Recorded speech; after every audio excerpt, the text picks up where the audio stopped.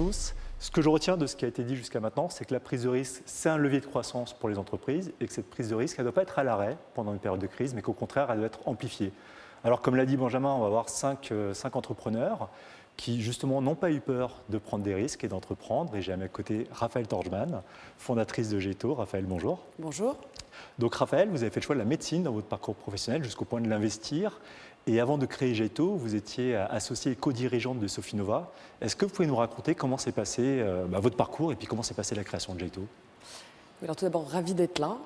La médecine s'est effectivement transformée en investissement et je voudrais dire que la médecine, c'est le driver principal puisqu'on peut servir le patient et en même temps, en faisant de l'investissement, servir nos investissements et nos investisseurs et faire du retour sur investissement. Donc, en tant que driver principal, comment investir dans la santé? J'ai d'abord effectivement grandi et appris le métier d'investissement chez Sofinova et j'ai pendant ces années eu la chance d'investir dans des sociétés qui aujourd'hui valent plusieurs milliards en termes de capitalisation, mais aussi ont apporté plusieurs produits sur le marché et en développement clinique tardif pour le patient dans différentes pathologies assez graves. Et j'ai fait plusieurs diagnostics pendant ces années chez Sofinova. Diagnostics qui sont les suivants. Le premier, c'est quelque chose qui est assez évident en Europe, mais que je voudrais insister dessus, c'est suffisamment d'argent pour des sociétés qui sont ambitieuses pour développer plusieurs produits et aussi suffisamment d'argent, et ça c'est une des différenciations de Géto, qui est d'investir en continuité, c'est-à-dire au lieu d'avoir un modèle en silo, c'est-à-dire un fonds early stage venture, late stage, crossover et puis hedge fund, en parlant bien franglais, avoir une continuité dans l'investissement. Et pourquoi? Pour pouvoir mettre tout d'argent tout du long et accompagner les entrepreneurs. Les accompagner à la fois, donc je me suis rendu compte dans les diagnostics, donc avec l'argent pour permettre d'avoir la même stratégie, en tout cas d'avoir une stratégie directrice aux côtés desquels nous sommes en alignement, mais aussi le manque d'accompagnement en termes de ressources humaines. Donc pas assez de ressources d'argent en continuité, mais aussi de ressources humaines. Et c'est pour ça qu'une autre différenciation de Géto, c'est d'avoir une équipe qui est multitalentueuse, venant de tout l'écosystème et de toute la chaîne de valeur dans la santé et dans l'innovation médicale, équipe qui est intégrée dans l'équipe d'investissement. Donc pas juste des consultants qui aident les entreprises de temps en temps, c'est vraiment équipe qui est intégrée. Et aussi une autre différence, c'est de travailler pour servir l'entrepreneur. Il faut travailler de façon collaborative, vraiment avoir une équipe et non pas un partenaire par deal qui fait qu'on sert encore mieux l'entrepreneur et l'entreprise de notre portefeuille. D'accord, donc finalement, vous incarnez un nouveau mode de fonctionnement des fonds d'investissement qui se transforment, y compris dans leur dimension managériale. Est-ce qu'on peut dire finalement que le Covid vous a aidé, a été un accélérateur de croissance? Alors, le Covid, en fait, nous a aidés et en même temps, on a eu chaud, si je puis dire, puisqu'on a closé, premier closing du fonds donc, de 200 millions d'euros et avec BPI France à nos côtés, puis le début, même en termes de brainstorming sur ce nouveau modèle a été clé. Et on a closé le 30 décembre 2019 au soir. Le 31 décembre 2019, l'OMS annonçait des pneumopathies virales d'origine inconnue. Donc, on a vraiment eu la chance de closer, je pense, juste avant le Covid, surtout comme premier fonds. Par contre, après, en termes de levée de fonds, ça continue de se faire, mais surtout en termes d'investissement, on a vu que notre modèle qui était d'accompagner ces entreprises avec une équipe qui est vraiment qui amène cette sophistication nécessaire pour développer des médicaments innovants était encore plus nécessaire dans cette crise Covid, parce que les entreprises qui développent des médicaments, elles font des essais cliniques et ces essais cliniques ont été ralentis parce que tout le monde était focalisé sur le Covid et trouver un traitement et un vaccin. Et donc, les règles sont en train de changer au niveau réglementaire, la FDA, l'Agence européenne et bien d'autres aspects, la production de médicaments. Et donc, nous, avec cette équipe, on les aide à naviguer dans cette sophistication qui est encore plus compliquée qu'avant. D'accord.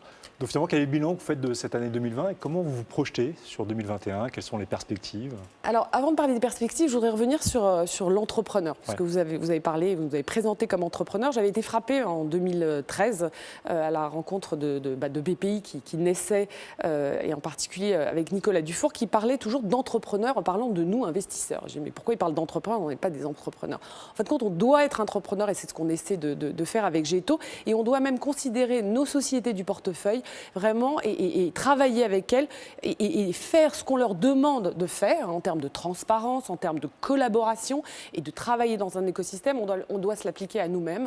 Et pareil avec nos LP, d'ailleurs, que j'ai du plaisir toujours à appeler non pas limited partner, mais unlimited partner. Donc, je voulais revenir là-dessus parce que je suis heureuse et même fière d'être à la fois aujourd'hui considérée comme entrepreneur qui peut encore mieux évidemment comprendre nos entreprises. Donc les perspectives, c'est de travailler sur les 3 fonds qui sont importants. Ce que j'ai pas dit, ce qui est très important en plus de la croissance des sociétés avec ce modèle de continuité en investissement, c'est aussi de l'accélération.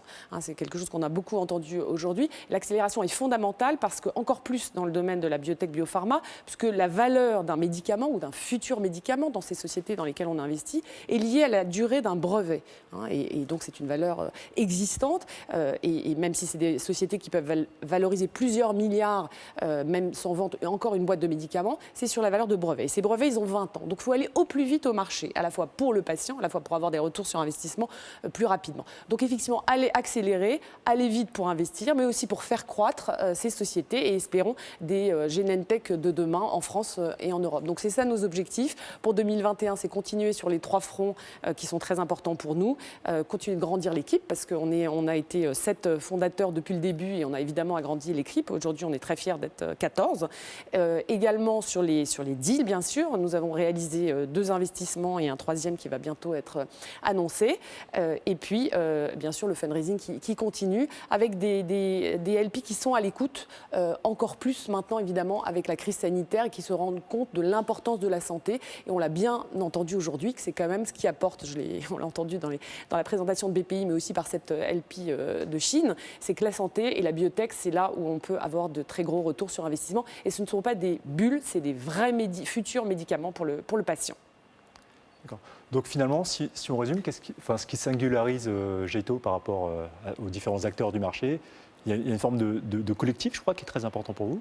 Alors, tout à fait collectif avec cette façon donc collaborative de travailler. Alors pourquoi c'est important? Bon, d'abord, moi c'est comme ça que j'ai été élevée à l'hôpital, c'est tout pour le patient et il faut travailler en équipe parce que c'est comme ça qu'on donne le meilleur, même si évidemment il y a un médecin référent et ici aussi il y a une deal team avec un champion. Donc c'est vraiment pour apporter le maximum. Mais aussi, au-delà d'être heureux et d'apporter le maximum, ce qui est important c'est la diversité. Diversité, alors on est beaucoup de femmes, même plus que d'hommes, mais aussi diversité en termes de compétences. Et c'est comme ça que le modèle G2 est bâti, cette équipe multitalentueuse. Et dans la diversité, ce qui est très important, c'est aussi d'être inclusif. Parce que c'est tellement facile de travailler avec des gens qui nous ressemblent. Mais c'est être inclusif pour de nouveau servir l'entrepreneur et bien sûr nos investisseurs. Écoutez, Raphaël, je vous remercie. Merci beaucoup. Merci à vous.